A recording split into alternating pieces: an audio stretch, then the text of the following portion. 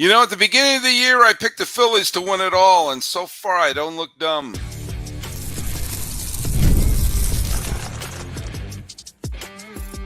You are Locked On MLB, your daily MLB podcast. Part of the Locked On Podcast Network, your team every day.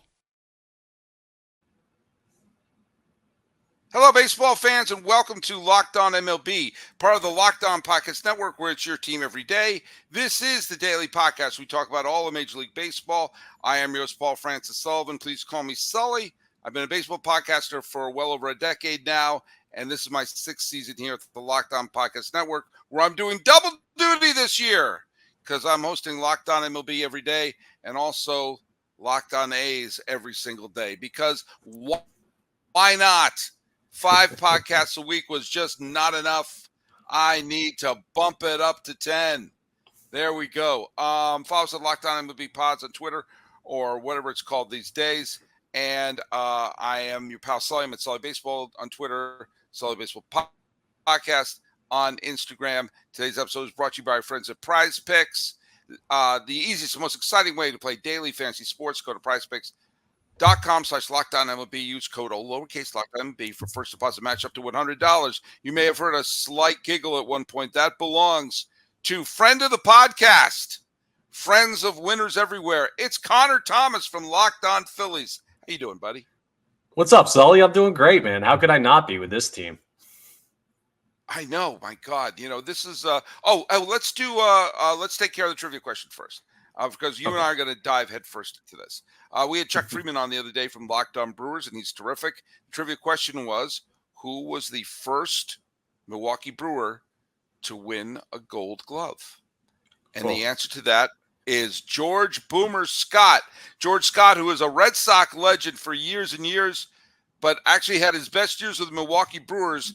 And it's kind of appropriate that he was a Gold Glove because I have vivid memories of George Scott playing first base with the Red Sox, and he had different colored gloves. He'd have a red glove, he'd wear his blue glove, he'd have his black glove. He would switch them up, and it was kind of sort of awesome. And he was even though he was a big burly and by the end of his career kind of a chubby guy, he was a dynamic defensive first baseman with a lot of pop. But may he rest in peace, the great George Scott. And but the news of this year, you know what? Going into this year, everyone was anointing the LA Dodgers as the inevitable World Series title after they hired Shohei. It was an easy bet, to bet on Shohei Ohtani and everyone else. I picked the Phillies because, well, I thought they were pretty deep. I think they're going to be this good. Now, granted, there's still a little less than 2/3 of the season left to play. But Connor Thomas, tell me your thoughts on the Phillies so far after they just swept the Brewers, who are not a bad team by any stretch of the imagination. This team is hitting all the posts and passing all the tests. Yeah, they really are. The Phillies are now the last unswept team in the National League. The Brewers were with them on that list until this past series. So that just shows you the level of competition of the team they just beat. And the coolest thing about this Phillies team is not just that they're winning. It's that they're winning in spite of a billion different things and in a bunch of different ways. If the pitching is great, it can carry them. Mm-hmm. If the offense is great, it can carry them. If neither of those things are happening, well, you saw a series against the Brewers and the pitching was good, but the defense really stepped up.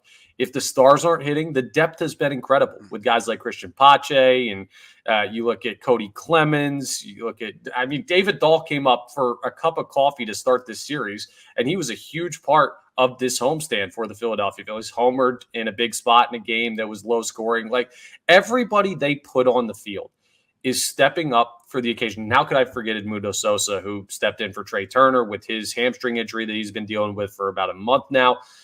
Edmundo Sosa has been an over 300 hitter since that and has been playing really good defense. That's what happens when you build a winning culture, and this team just finds ways to win. So things are all good in Phillies land right now. Yeah, obviously things can – I'm not trying to put a hex on your house, but obviously things could go up, things could go down. But here's a sign, and this was when I was doing a little bit of my homework. I'm glad you brought up Sosa because I was going to bring him up. When you have a player like Turner who actually got off to a really good start, and you're expecting him to be a big contributor, and you lose him on the injured list. Like, one of the things, if you're not following the team every day like you are, you go like, wonder who they got to, should they trade to try to fill that hole? But the first thing you should always do is look within. Right. And then comes Edmundo Sosa, and my God, they haven't missed a step. And Sosa is, he's not a spring chicken. He's not like a rookie who's just come up. I actually did a double take. I said, oh, funny, the Cardinals used to have a player by that. Oh, it's the same dude. Mm-hmm. Same dude. And last year he was kind of if I'm not mistaken, he was a bit of a utility guy for the Phillies. But, as of right now, he leads the league in triples with 4. Yeah.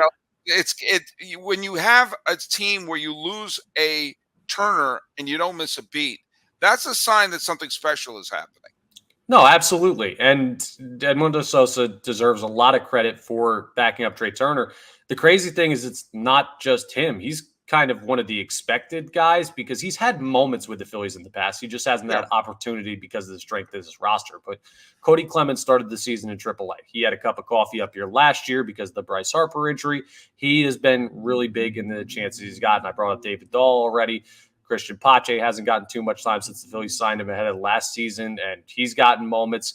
It's funny. The guy that they signed to be the utility guy that you almost trusted the most is the veteran Whit Merrifield, all-star last year. Yeah, he's been terrible, which it's crazy. There are multiple guys you could point to that you still say, hey, their ceiling is significantly higher than where they're playing right now. Right. And we've got a 44-19 baseball team. So how good can they even be? Could they be better? It's crazy.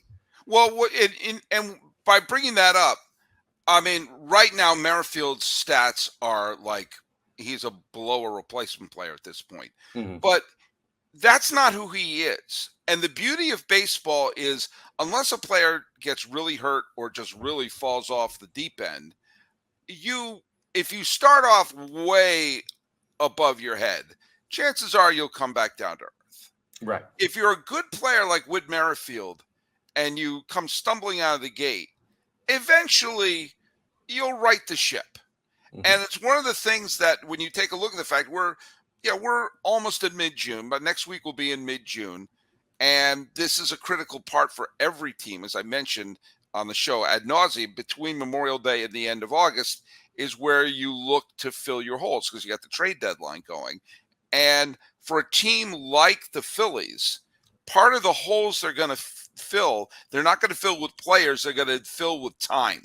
Mm-hmm. They're going to fill with the laws of average. They're going to fill with Whit Merrifield is not a 267 slugging player. Right. That's not who he is. And so while he probably won't have one of his great all-star seasons, he's going to contribute something. And that something may be towards the end of the year. I mean, you and I have followed baseball enough to know there's been a lot of players who have a rotten first half who then take off. That's why you have so many times you have MVPs or Cy Young Award winners who are not on the All-Star team. Right. Because that's one big problem I have with the All-Star game, by the way, is that it penalizes people who have great second halves. So that's why I think you should start the season with the All-Star game. That's a completely different rant. But you have a Merrifield, you have, Marsh who's injured. You have a couple, Castellanos has not been holding his weight. So if they start to play a little bit better, and maybe some of the other players come back down to earth, that's how you're going to keep this team, churning at the high level. Yeah, absolutely right. And at the high level, they could be at an even higher level, which is crazy to talk about. The Phillies' all-time franchise record, I believe, is 102 wins. That's their high watermark. Was that the 2011 year? It was. And this team has been steady on pace for like 112 to 113 for the last month, which that's not sustainable, right? You don't go into it saying, hey, we're the next 2001 Mariners and get close to that 116 mark. But it's crazy to look at this team and say there are things they could still do better. So that's the other encouraging. And let's talk about things that they could do better when we get back. Let's hear from our friends over at Policygenius. Policygenius is the nation's leading online marketplace for life insurance. It saves you time and money so you can provide your family with a financial safety net starting today. With Policygenius, you could find life insurance policies that start at $292 a year. That's one ticket at Yankee Stadium for a $1 million worth of coverage. So, some options offer same-day approval and avoid unnecessary medical exams. Life can be unpredictable, and Policygenius can take away some of the worries of what your family would do if something tragic happens. Policygenius gives you unbiased advice from a licensed expert support team. They have no incentive to recommend one insurer over another, so you can trust their guidance. Thousands of 5-star reviews on Google and Trustpilot from customers who found their best fit for their needs. They found it on Policygenius. So check life insurance off your to-do list in no time with Policygenius. Head to policygenius.com/LockedOnMLB or click the link in the description and get free life insurance quotes and see how much you can save. That's policygenius.com/LockedOnMLB. Hey, let me ask you a question. Where is your hub for sports takes, sports news? I think you got to make the switch to Locked On Sports Today, a free 24/7 streaming channel programmed to give you the biggest sports stories of the day. Locked On Sports Today brings you can't-miss analysis, opinions, and news, streaming 24/7 on the YouTubes and the free Amazon Fire TV channel app, part of the Locked On Podcast Network, your team every day. This is Connor Thomas. That's Connor Thomas right there. He follows Locked On Phillies. He's loving life. As opposed to if you go to Locked On A's, where the A's have, by the way, the A's lost today. You see the episode of Locked On A's that's dropping later tonight. We talk about the fact that in 7 of their last 10 games, the A's have not had one inning where they scored more than 1 run. You look at the A's for 7 of their last 10 games, and when they score multiple runs in an inning, they tend to win because they've actually been getting very good pitching and very good relief pitching. They can't. I'd bat 7th on that team. You might bat 5th. Well, Stomper the Elephant's batting 5th. They are having a reunion this weekend of the 1974 World Series champion Oakland A's, and I guarantee you, they put the team on the field now, they'll score better than this current A's team. It's kind of sad. By the way, the other team that is always going to be in the running for the best record in baseball and everything is the Los Angeles Dodgers. As we're recording this, the Dodgers who lost the first 2 games to the Pirates, and the Pirates and Ethan Smith at Locked On Pirates had images of a sweep dancing in their head. Doesn't look like it's going to happen. The Dodgers are up 11-4. So I think the bats kind of sort of woke up today. And as I'm recording this, Mookie Betts did well. Teoscar Hernandez did well. Why can't the Red Sox get players like Mookie Betts? It's just not fair. I don't know. I can't figure it out. I just can't figure out how they do it. That every year goes by, the Red Sox have left from that trade Connor Wong. Now, Connor Wong's been a fine player. You could get a Connor Wong without giving up a generational player. I'm just saying. Speaking of generational players, Bryce Harper's been good, but he hasn't been Bryce Harper the Great. And of course, if he winds up catching fire the second half of the year, it's kind of like what I'm saying about Merrifield. People tend to play to what the back of their baseball card says. Yeah, it's absolutely wild because you're right. That's my thought process when I think about Bryce Harper's season so far. I'm like, yeah, he's been good. He hasn't been to the level of Bryce Harper. And then you find out a couple of days ago, he's the NL Player of the Month for May. I'm like, wait, Shohei, Mookie, all these great players that are in the National League, and Bryce Harper's the guy, and you look at the numbers and you're like, I guess compared to his peers, he has been great. But that's just the level that you expect from a guy like Bryce Harper. And he's doing very important things to his team. He's played Gold Glove caliber defense. I don't believe he'll win the award, but he'll be in consideration. He should be the all-star starter at first base, which is crazy considering he picked up the position halfway through last year after coming back from Tommy John surgery.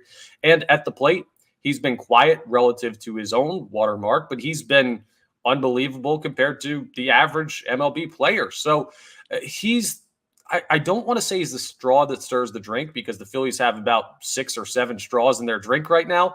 But ultimately, when you talk about the ceiling of this team, it's always going to come from Bryce Harper's ceiling, and it is still so darn high. Well, I mean, his May, he slashed .313 average, an OPS of 407. a slugging of 583. That's an OPS. That's an OPS of 990.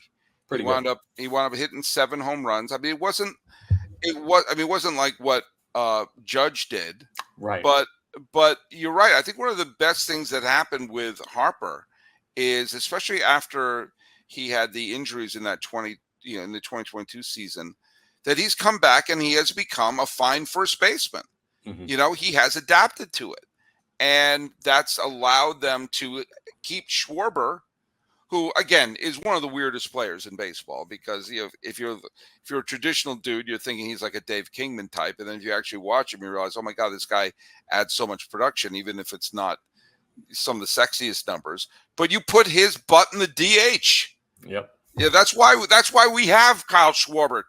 If you have to have a DH in the National League, and I'm still not thrilled about it, then you got to put a Kyle Schwarber in there, because you don't want to put him out in the field. What are you, nuts? Not at all. No. But anyway, I just think if Harper raises game and has another May, that's it's gonna be lights out. It is 100%. And it's not just him, right? You brought up Nick Castellanos earlier. He's starting to barrel the baseball a little bit more. His exit velocity has been through the roof lately. You saw him hit a 2-run home run yesterday, the only offense in the series ender against the Brewers. You saw him hit the walk-off double in the 10th against the Brewers in Game 2. He had a solid end of their road trip, even though the team didn't play too well. If he comes out of it, he was an all-star last year. He could be an all-star caliber player for a stretch. The consistency will always be a question, but he's another guy that has a higher ceiling. Bryson Stott, there was talk last year that if Luis Ariz decided to retire mid-career, which he will never do, that a batting title might be in Bryson Stott's future. He's that good of a hitter. Now, no one is that good compared to Ariz, but the point is there are guys on this team that still have so much more to give. And we're not just talking about the role players we did earlier. Even some of the starters have more on top of this, and they're already 25 games above 500. Yeah. Well, by the way, do you know what, as of this recording, Matt Strahm and Jeff Hoffman have in common? They have an ERA below 1. Right. Do you know what Ranger Suarez and Keckering have in common? I don't know that. The whip below 1? No, the ERA below 2. No, I mean, when you start piling up, and by the way, I haven't mentioned Aaron Nola or Zach Wheeler yet. Yep. I mean, this is one of the things. I mean, another name of someone who, if they start to raise their game a little bit, is Taijuan Walker, because Walker has so far been. I'm not going to call him a bust, but he's not been good. No, he hasn't been, man. And that's a tough thing. You gave him a lot of money last offseason coming into this team. The thing that we're talking about, because got a chance to talk to Jason Stark about this, and he brought up how it seems the Phillies are going to keep him in rotation simply because you can get away with doing that. He's been a league average 5th starter, and you expect more from the name. But with the other guys in this rotation, for the Phillies rotation, the top 4 pitchers, ERA-wise, are in the top 6 in the National League. Yeah. Like, that's insane. How is Suarez going to miss a starter? He's not on the injured list, right? He's going to London, and he is in the projected starter spot right now with what I'm seeing. And when I look at like the ESPN app and stuff like that, I don't know. It's 50-50. Been hearing he could skip 1, but it probably won't be a long absence if he does. But the other thing is Turnbull's pitched well for you. Yeah. I mean, if you have to, by the way, here's why I think Walker should stay in. Okay. Because I would rather have shakiness from your starting pitcher than a reliever. I know that sounds weird, but if let's say you're starting to use Turnbull, and then he starts to shake in, and you bring in Walker, and Walker wets the bed. You're better off putting in Walker, hoping he turns things around. By the way, this is why the win-loss record is so ridiculous, that Taijuan Walker has an ERA that's closer to 6 than to 5, and yet he only has 1 loss. Okay? Right. If you're, what are you talking about? He's only lost 1 game. He's in the Cy Young conversation. This could be a situation. I don't know if you remember when Storm Davis pitched for the A's in 1989. He won his record was like 19-9. Mm-hmm. And his ERA was in the mid to high 4s, and he averaged 5 innings a start. Like every other metric had him be a completely pedestrian starting pitcher, but people did the whole Roger Rabbit, God, when they saw, look at his record. He's a superstar. No, he pitched 5 innings, handed the ball to Rick Honeycutt, Dennis Eckersley, and Canseco and McGuire hit home runs at will. So it's like, so he would wind up winning 19 games. Taijuan Walker strikes me as a guy who, you have two aces on the team, three really, with Suarez, Wheeler, and Nola, the law firm of Suarez, Wheeler, and Nola. That's not bringing up Sanchez. So you're fine every 5 games throwing him out there, crossing your fingers that he winds up pitching to the back of his baseball card. Right. And if he does it, you have an incredibly deep bullpen and a lineup that can cover it up. 100%. You have that luxury. We talked about that with Castellanos. People have been ripping me apart because everyone who follows Locked On Phillies has been commenting, why haven't you been bringing up Castellanos more? And my point is, the track record shows you he's a better player than this. The record shows you have the luxury of letting him figure it out, and you lose the guy if you make a change, or you risk the potential of losing the guy. And it's the same thing with Walker. It's not ideal. I'd rather have Spencer Turnbull, who had a sub-2 ERA, as a starter for the Phillies earlier in the year, but you have the luxury of trying to let a pitcher with a better pedigree work his way out of things. And this is the upside of starting a season hot rather than playing June catch-up like the Phillies have done the last couple of years. And when we come back, I want to talk about how to deal with the final 2/3 of the season and starting it from a positive instead of coming from behind. But before we do that, why don't we talk about Prize Picks, all right? Prize Picks is America's #1 fantasy sports app with more than 5 million members. It's the most fun, exciting way to get in on the action while you watch your favorite sports and players. You just pick more or less on a bunch of different stats. Like take baseball, for instance, strikeouts, RBIs, first inning runs, all of that great stuff. If you've got a feeling about a certain player, go ahead and pick more or less on those stats, and you can find yourself some winning. I mean, you could turn $10 into $1,000 like that, quick as a snap, in a single game watching your favorite sports this summer. You can make a Prize Picks lineup in as little as 60 seconds. By the time this ad's done, someone like me, and I'm not that smart, come on, I could have put together a Prize Picks lineup, and you're smart enough to watch Locked On MLB with Sully, so you could put it together maybe in 45 seconds. You're ahead of the curve. It's great. There are a lot of great options. It's not just baseball. You can do it hockey, basketball, football when that season rolls around. Any day of the sports calendar, Prize Picks is awesome. So check out the daily action. And guess what? They're also going to cut you a deal. It's almost like they're like, what do we have to do to get you in the door? Do you need $100 given? And that would sound like a crazy request, but not the Prize Picks. No, they're going to help you out. You download the app today and use code LOCKEDONMLB. You'll get a first deposit match up to $100. That means you put $100 in your account. There's $200 in there. That other $100, courtesy of Prize Picks. Again, download the Prize Picks app today and use code LOCKEDONMLB. You'll get a first deposit match up to $100. So check out Prize Picks. Pick more or pick less. It's that easy.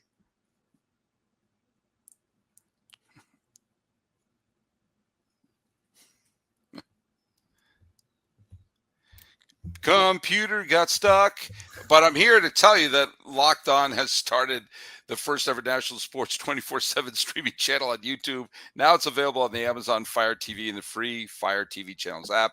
Locked On Sports is here for you 24/7, covering the top sports stories of the day with the local extras of Locked On, plus our national shows covering every league. Find Locked On Sports today, now available on the free Fire TV channel app. Now, look, we've been singing praises and basically acting like, hey, it's the late 70s, early 80s all over again. Rocky Balboa's winning. All the Philadelphia teams are winning. Everything's great. It's a bicentennial all over again. Randolph and Mortimer Duke's investments are cashing in. I can't tell you everything great happening in Philadelphia right now. And by the way, if this doesn't put David Dombrowski in the Hall of Fame, nothing will. I mean, this guy, whatever he touches just turns into... People should just hire him. If you're like, I swear, give me a couple of years, your team will be in the World Series. I'll trade away all your prospects, but you'll be in the World Series. And in the end, that's all that matters. Is there anyone down at the farm you're looking to see? And is there any move to fill a hole that you are keeping an eye on moving forward? We'll start with the farm because honestly, Dave Dombrowski has been a little out of character in that since he came to Philadelphia. And part of that is because you already had Bryce Harper here. You already had a bit of a core that you had put together. And it was free agent signing, not so much trades to build the strength of this roster. So there's a good amount of players down in the farm system still. Aiden Miller, one of your top prospects, one of the top prospects in all of baseball, third baseman. He's still down there. You could move him. That three-headed monster of Griff McGarry, Mick Abel, and Andrew Painter. We've been hearing about those guys for years as potential trade bait or potential starters at the next level. They're still all down there. You've got some names, and of course, you've got Crawford, who is a great outfielder that the Phillies want to keep. I would prefer to see them. Here's where I stand on this, right? And maybe I'm misguided, so let me know if I am. But I think this team is I think this team is quite good as is. So I'd prefer to see the Phillies be a little bit more conservative at the trade deadline. I think if you roll this team through with Trey Turner getting healthy and the bullpen staying hot and this lineup figuring some things out, you could be good enough as currently constructed. But there are two things I want to see Dave Dombrowski do at the trade deadline. Every good team in baseball adds a relief pitcher or two. That's just par for the course if you want to compete in October. So I want to see them do that. Now, I don't think it'll be a Mason Miller caliber move because he's going to command a heck of a lot. But add a veteran reliever that you trust to add in for some of the guys that are your less leverage relievers. And then also outfield has been a tricky spot for the Phillies. Castellanos hasn't really produced. Pache is a bench player. Johan Rojas hasn't produced offensively to the level of your average major league player, even though the defense is great. And Brandon Marsh has cooled off. We already talked about Whit Merrifield. Outfield has kind of been the non-productive section of this Phillies roster.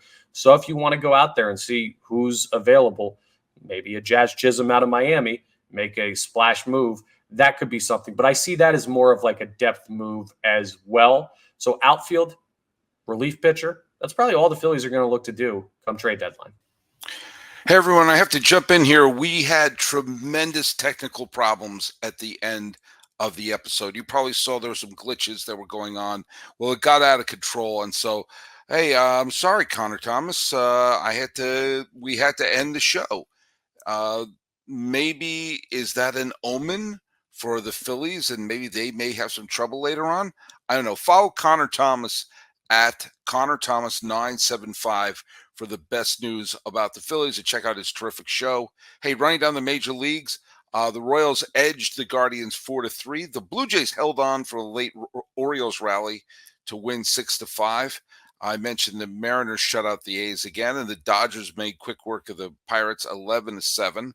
The Braves edged the Nats 5-2. The Yankees just have their way with the Minnesota Twins.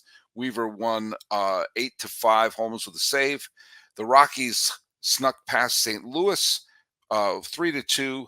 The Reds, look out for the Reds as they're coming strong against the Cubbies.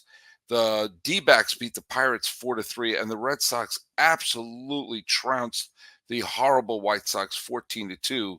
And as of this recording, the team that has the last wildcard spot in the National League are the 2 games under 500 San Diego Padres, and 1, 2, 3, 4 teams are within half a game of a wild card spot, and the Pirates are 1 game back.